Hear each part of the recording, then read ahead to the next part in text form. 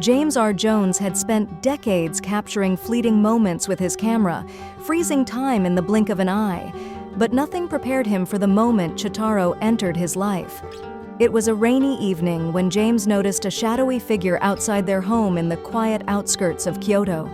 Curiosity tugged at his heart as he stepped out, expecting to find a stray cat seeking refuge from the storm. What he found instead was a sight that struck him to the core. A small, haggard cat, barely more than a bundle of fur and bones, cowering under a bush. James approached cautiously, his heart sinking at the sorry state of the creature before him. Chitaro, as James would later name him, was a heartbreaking sight. His fur was matted with dirt, and his once bright eyes were dull with illness. The stench of infection hung heavy in the air, and James could see the toll that years of neglect had taken on the poor animal.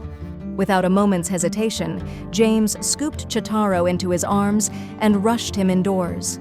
With gentle hands, he and his wife Ayumi cleaned the cat's wounds and carefully examined his frail body. It was a grim diagnosis.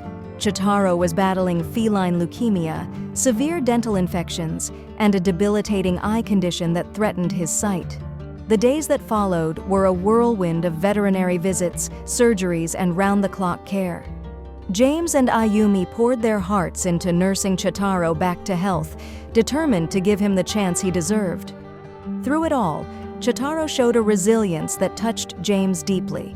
Despite the pain, the cat responded to their care with tentative purrs and grateful glances, as if understanding that he was finally safe.